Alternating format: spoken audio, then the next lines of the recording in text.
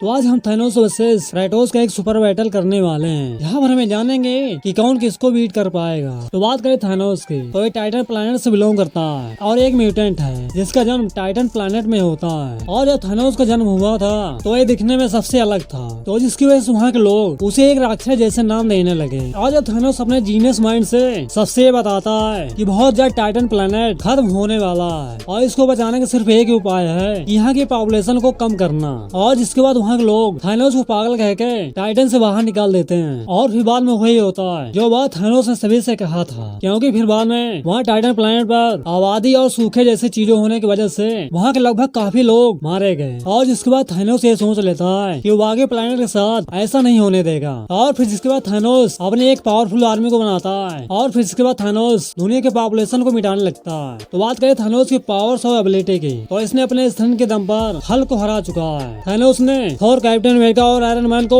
एक साथ हराया हुआ है और सभी एवेंजर्स मिलकर वे थानोस का कुछ नहीं बिगाड़ पाए थे। और इन्फिनिटी वॉर मूवी में थानोस ने आयरन मैन को लगभग मार ही दिया था। थानोस टाइम ट्रैवल कर सकता है और कहीं पर भी टेलीपोर्ट हो सकता है। तो इसके बाद चलिए बात करते हैं क्रेटोस की। तो ये जिउस का सबसे पावरफुल बेटा है जो कि एरिस के कहने पर गॉड ऑफ वॉर के लिए काम करता था। और एक दिन एरिस की वजह से क्रेटोस के हाथों से उसकी वाइफ और उसकी बेटी भी मारी जाती है। और फिर इसके बाद क्रेटोस इस सब का बदला लेने के लिए सोच लेता है और फिर इसके बाद क्रेटोस एरिस को भी मार देता है। और फिर इसके बाद क्रेटोस ने अपने पिता के साथ साथ सभी ओलंपियन गॉड्स को अपना दुश्मन मानने लगा। क्रेटोस ने कई पावरफुल मॉन्स्टर को हराया हुआ है और क्रेटोस ने थोर को भी हराया है। क्रेटोस काफी ड्यूरेबल है क्योंकि जिउस के थंडर अटैक से भी क्रेटोस को कुछ भी फर्क नहीं हुआ था। क्रेटोस के ऊपर हरकुलस के कई पंचेस का कुछ नहीं फर्क हुआ था। अपने स्टेमिना की वजह से काफी लंबे टाइम तक किसी भी बैटल को लड़ सकता है। क्रेटोस लाइट की स्पीड से तेज स्पीड में ट्रैवल कर सकता है। तो अगर बात करें दोनों के बैटल्स की, तो अगर क्रेटोस अपने सभी वेपन्स के साथ हो तो भी थानोस इन्फिनिटी गॉन्टलेट के साथ साथ क्रेटोस को नहीं हरा सकता है। और अगर थानोस रियलिटी हो सभी स्टोन के साथ क्रेटोस पे अटैक करे,